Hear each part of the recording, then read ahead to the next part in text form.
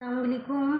देखिए, कुरान हदीस सिर्फ मुसलमानों के लिए नहीं है बल्कि गैर मुसलमानों के लिए भी है, एथिस्ट के लिए भी है। हालांकि एथिस्ट खुदा को नहीं मानते पर कुछ चीज़ें ऐसी हैं जिसे अगर वो लोग भी अपनाएं तो इंशाल्लाह नेकी का दरवाज़ा खुल जाएगा इंशाल्लाह। ठीक है। और तो ऐसी बहुत सारी चीज़ें हैं जो हम लोगों को नहीं करना चाहिए और कुछ चीज़ें ऐसी है जिसको हम लोगों को अपनी ज़िंदगी में शामिल करनी चाहिए। ठीक है जी। तो इसमें बहुत सारी बातें ऐसी हैं जो हम लोगों को क्या करना है क्या नहीं करना है कुरान हदीस से मुताल्लिक़। तो मैंने कुछ नोट्स तैयार किया है जिसके मुताल्लिक़ मैं आप लोगों को बताऊंगी कि क्या चीज़ करना है क्या चीज़ नहीं। ठीक है। तो इसमें से पहला है शिर्क व बिद्दात से बचना। शिर्क व बिद्दात कितने लोग हैं जो करते हैं, हालांकि वो नहीं करना चाहिए। एक शुरू में टॉपिक में बोली कि करना चाहिए एक और एक नहीं करना चाहिए। तो शिर्क और बिद्दात कितने लोग करते हैं जो कि नहीं करना चाहिए। शिर्क यानी अल्लाह को छोड़कर किसी और की इबादत करना, ये हुआ शिर्क। और बिद्दात ये है कि इंसान मुस्लिम तो है बट वो जो है अल्लाह को छोड़कर किसी और से मांग रहे हैं, या फिर बिद्दात ऐसी चीज़। बिद्दात से बचनी चाहिए। मज़ारों में चादर चढ़ाना, उससे मांगना राइट नहीं है। इस्लाम में इसको ज़बरदस्ती ढुका दिया गया है। जैसे कि ये हो गया कि इंसान लोग यहाँ करता है हिंदुस्तान है, पाकिस्तान है, बांग्लादेश में भी है कि 16 सैयदा का रोज़ा। हालांकि वो हमारे नबी की बेटी थी पर 16 सैयदा रज़ियल्लाहु फातिमा रज़ियल्लाहु पर क्या है कि अल्लाह के नाम से ही रोज़ा रखना चाहिए। 16 सैयदा का रोज़ा करते हैं, 10 बीवी का कहानी करते हैं, और कि मज़ारों में चादर चढ़ाना, सहरा बांधना, जो कि फजूल खर्ची है, लेकिन लोग इस सब चीज़ों को अपना रहे हैं। और भी है जैसे खीर पूड़ी का न्याज, चना जलेबी का न्याज, और भी बहुत सारा है। तो इन सब चीज़ों को बिद्दात बोला जाता है। तो बहुत से लोग इस सब चीज़ों में इन्वॉल्व है जो कि नहीं करनी चाहिए। फजूल खर्ची तो है ही, और साथ ही साथ बिद्दात जो इस्लाम में ज़बरदस्ती ढुका दिया गया है। अल्लाह ने इस्लाम को मुकम्मल कर दिया है 1400 साल आगे, यानी हमारे नबी के ऊपर कुरान जब मुकम्मल हुआ, नाजिल हुआ, उस वक्त अल्लाह ने इस्लाम को मुकम्मल कर दिया। अब अपनी पास से जो चीज़ें इंसान जो अपना देता है, इस्लाम में ज़बरदस्ती ढुका देता है, उसको बोला जाता है बिद्दात। तो इन सब चीज़ों से बचनी चाहिए। और ये कुरान हदीस से एकदम कुरान हदीस के अंडर में नहीं आ रहा, कुरान हदीस के खिलाफ ही है। तो ऐसी चीज़ें जो कुरान हदीस के खिलाफ हो तो वो काम ना करें। दूसरी चीज़ें हैं नमाज में कोताही से, यानी नमाज में, हालांकि ये एथिस्ट लोग के लिए नहीं है, लेकिन कुछ चीज़ें जो मैं आगे बोलूँगी इंशाल्लाह। तो नमाज में कोताही, हम लोग नमाज में अक्सर कोताही करते हैं। एक्चुअली मुझसे भी हो जाता है बट इंशाल्लाह कोशिश करते हैं अब कि ना करूँ, टाइम टू टाइम पढ़ लूँ। तो ये नमाज में जो कोताही करना, टाइम लगाना, थोड़ा अस्कती करना, ये सब चीज़ ना करें। तीसरी है कुरान में गफलत से, हम लोग कुरान में गफलत करते हैं, उसको कुरान पढ़ने में थोड़ा हम लोग लेट करते हैं, या फिर उसको टाइम लगाते हैं, या फिर नज़रअंदाज कर देते हैं। नाउज़ुबिल्लाह, ऐसा नहीं करना चाहिए। हम लोगों को नहीं बोलना चाहिए, नहीं करना चाहिए। तो हम लोगों को चाहे कि कुरान रोज़ खोलकर थोड़ा थोड़ा पढ़नी चाहिए। ये अच्छी आदतों में शामिल है। चौथा है सुन्नतों को मामूली समझने से। हम लोग अक्सर करते क्या है कि हम लोग फ़र्ज़ तो पढ़ लेते हैं पर सुन्नत छोड़ देते हैं। तो नमाज का मेन पहलू ये भी होनी चाहिए कि अगर हम लोग फ़र्ज़ पढ़ रहे तो सुन्नत को भी उसको साथ रखें, क्योंकि जैसे अज़ान में अल्लाह ने अपने नाम से नबी का नाम को जोड़े, इसी तरह हम लोगों को चाहे कि नमाज में भी, सिर्फ अज़ान नहीं, नमाज में भी फ़र्ज़ के साथ सुन्नत को भी अटैच करें, शामिल करें। हाँ, कितने लोग ऐसे होते सफ़र में होते, उसका एक कायदा है, रूल है, वो चीज़ है। तो हम लोगों को इस हिसाब, नमाज में कोताही बिल्कुल भी नहीं करनी चाहिए। ये नहीं कि जो वक्त है उसमें पढ़ ले, दूसरे टाइम में पढ़ना, ये भी करना चाहिए। जैसा कि अगर फजर में तो होता है 4 रिकात, ज़ोहर में जैसे अगर 12 है तो 12 ही पढ़ा जाए। ये ऐसा नहीं कि सिर्फ हम लोग 4 पढ़ लिए और छोड़ दिए, नहीं। तो सुन्नत को भी नज़र में रखना है, क्योंकि एक सही एक हदीस का मफ़हूम है कि 12 रिकात मतलब सुन्नत जो होता है वो मतलब हदीस से एक साबित है। वो 12 रिकात पढ़ना बहुत ज़रूरी है हम लोगों को, वो कुछ भी हो। जैसे फजर का 2 रिकात सुन्नत और ज़ोहर का 6 रिकात सुन्नत, जैसे 4 रिकात 2 रिकात 6 रिकात सुन्नत, और असर का नहीं, मगरिब का 2 रिकात सुन्नत और इशा का 2 रिकात सुन्नत। तो इन सब चीज़ ये कुल मिला के 12 हुआ। तो इस सब चीज़ को नज़रअंदाज ना करें, इसमें एहतियात बरतें। 55 ज़कात को बोझ समझने से हम लोग ये भी करते हैं कि ज़कात को मतलब बोझ समझते हैं कि उनको अगर गरीब को मतलब किसी को दे देंगे तो फिर हम लोग का क्या बचेगा। अरे बात ऐसा है कि अगर आप खा पी कर अपना आराम का चीज़ मतलब अपने ऊपर खर्च करके आराम मिल अगर आपको हो रहा है, उसके बाद जो पैसा रखा जा रहा है अगर उसमें से 150 अगर दे दिया जाए तो बेहतर है। जिसका नहीं है उसका कोई बात नहीं है, कोई ज़ोर नहीं है, कोई ज़बरदस्ती नहीं है, क्योंकि फ़र्ज़ में भी अल्लाह मतलब हम लोगों को एक मतलब आराम दे दिए, एक सहूलत दे दी। अगर नहीं है तो कोई बात नहीं है, लेकिन हाँ अगर है, खा कर रख पा रहे, आज के दौर में हर कोई के पास अच्छे खासे है ही, खा के रख पा रहे हैं, ठीक है। तो अगर 150 अगर दे देंगे तो उसमें कोई हर्ज नहीं है।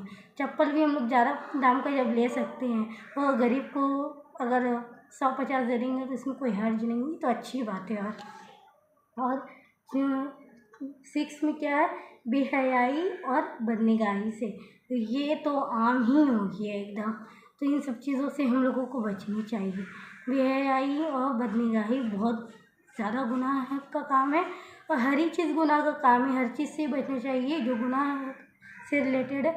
तो ये मतलब ये तो है कि इंसान, बेहयाई एक ऐसा चीज़ है जो इंसान को और मतलब अगले इंसान को भी और परेशानी में डाल सकते हैं, ठीक है। तो इन सब चीज़ों से हम लोगों को बचनी चाहिए।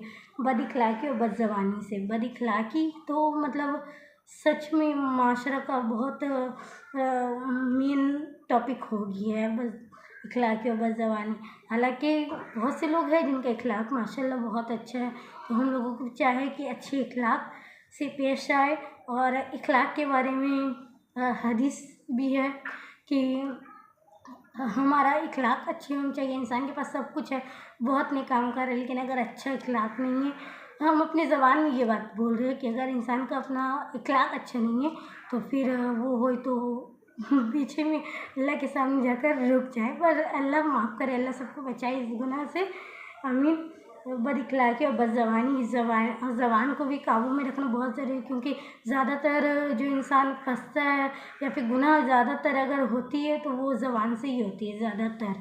तो हम लोगों को चाहिए इस सब चीज़ों से बच ही रहें। वालिदैन का दिल दुखाने से, वालिदैन का भी बहुत बड़ा, और देखिए ये जो हम लोग बोल रहे हैं कि ज़कात को बोझ समझने से, एथिस्ट जो है ज़कात अगर वर्ड अगर नहीं यूज़ कर सकते तो ऐसे कि कोई गरीब को मदद कर दे, ऐसा थिंकिंग रख सकते। ये जो है एथिस्ट के लिए है, और नॉन मुस्लिम में तो है ही, जितनी भी है, बुद्धिज़्म है, ईसाई है, जो भी है। और बदअखलाक़ी और ज़बानी बदज़बानी, ये सब भी एथिस्ट का जो है लाइफ स्टाइल में शामिल हो, मतलब हम लोग कर सकते हैं कि बदज़बानी ना करें, बदअखलाक़ी ना करें, ये एथिस्ट का पर लागू है कि नहीं, क्योंकि इंसानियत के लिहाज से। क्योंकि अगर देखा जाए पूरी दुनिया में वालिदैन का दिल दुखाना, तो ये भी मतलब उन लोगों पेरेंट्स भी हो है तो उन लोगों का भी ऐसा ही है कि वालिदैन के संग वालिदैन का दिल ना दुखाया जाए। और इसमें कुरान से भी साबित है कि वालिदैन की इज़्ज़त करनी चाहिए। और फिर अब बुढ़ापे को पहुंच गए, कुरान का मफ़हूम है कि बुढ़ापे को कोई 2 या फिर 1 का अगर पहुंच गए तो उनका अच्छे से ख्याल रखना, उनको उफ़ तक ना करना है।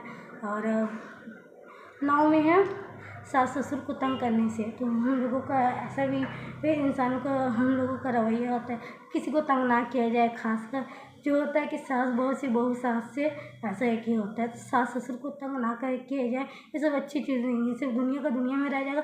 और जो किसी के संग अगर तकलीफ़दायक अगर मामला पेश आए तो फिर ये तो गलत है। हम लोग अपना ही मतलब खाता गुनाह का बढ़ते रहते हैं। तो इन सब चीज़ों से बचना चाहिए हम लोगों को, हर कोई को। तो ये एथिक्स का भी बात में आ रहा है। नॉन मुस्लिम का तो है ही ख़ानदानों में फसाद मचाने वाली बातों से। तो ऐसी बात है जिससे ख़ानदान का मतलब ख़ानदान में कोई ऐसी बात आ रही है कि जिससे मतलब कि हो रहा है कि झगड़ा ही हो रहा है कि किसी से अगर बात बिगड़ जा रहा है, ऐसी कोई बात ऐसा कर सकते हैं, ये काम कर सकते हैं कि और मिलाने वाला काम कर सकते हैं। बट 2 लोगों को बिछाना ये तो सही नहीं है, ठीक है। और ख़ानदानों में फसाद मचाने वाला तो हो गया चुगलखोरी से। वो चुगलखोरी ये जो है क्रिटिसिज्म ये बहुत ज़ोर होता है। एक के बाद दूसरे को बोल देना, दूसरे के बाद तीसरे को बोल देना, ये एकदम गलत है। ये इन सब चीज़ों से एकदम बचनी चाहिए, ना किया जाए। खून के रिश्ते नाते तोड़ने से खासकर ये चीज़ें बहुत होता है। हम लोग जो है कि दोस्त अहबाब को तो बहुत ज़्यादा फैसिलिटी मतलब बहुत ज़्यादा उन लोग से जुड़े होते हैं, अपने को छोड़ देते हैं। हाँ, और क्या है, पास पड़ोस से तो मिल रहे होते हैं पर अपने को छोड़ देते हैं। खून के रिश्ते ऐसा नहीं करना, उन लोगों से मिलना है, इन लोगों से मिलना है, दोनों से मिलना है, हर कोई से मिलना है। भले ही कम थोड़ा बात किया जाए लेकिन दिल ना दुखाया जाए और ये इधर का बात उधर ना किया जाए। और फिर खून के रिश्ते तो और भी नहीं, ये इसमें इसका मजबूती तो कुरान में है, ठीक है। तो अपने मातहतों पर जुल्म से मतलब अपने मातहतों से मुराद जो अपने ही करीबी है, हाँ, जो हमारे साथ रह रहे हैं, हाँ, उन लोग से पर जुल्म, किसी पर भी जुल्म नहीं करना चाहिए, उन लोगों पर भी जुल्म ना किया जाए। क्योंकि जो हम लोग एक साथ होते हैं तो फिर हम लोग एक दूसरे से अटैच हो जाते हैं। तो ऐसे में जुल्म ये सब अच्छी चीज़ नहीं है। तो ये सब चीज़ों से बचनी चाहिए हम लोगों को। और तो ये तो मतलब कि एथिस्टिक में भी बात शामिल हो जा रही है ना कि खून के रिश्ते और चुगल करना, ख़ानदानों में फसाद मचाना, ये सब एथिस्ट में शामिल हो जा रही है। हाँ, नमाज कुरान एथिस्ट से नहीं हो रहा है, एथिस्ट के मामले में नहीं आ रही है उनके खातों में। और अपने मुलाज़िम को तंग करने से कितने कोई ऐसे करते हैं कि अगर कोई नौकर है तो उनको मतलब कि मतलब बोझ ही डाल देते हैं या फिर कुछ बड़ा छोटा बात बोल देते हैं उनको गरीब समझ के, या फिर सोचते हैं कि नौकर है हमारे यहाँ। हम लोगों को चाहे कि किसी मुलाज़िम को तंग ना करे। कोई हमारे यहाँ काम में आ रही है, हम किसी के यहाँ काम में जा रही, कोई हमें भी अगर करता है तो ये भी गलत है।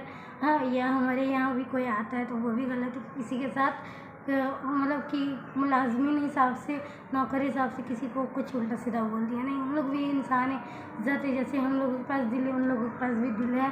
तो अच्छी नहीं है ये सब बात। तो किसी को बड़ा छोटा बात ना बोला जाए, ठीक है।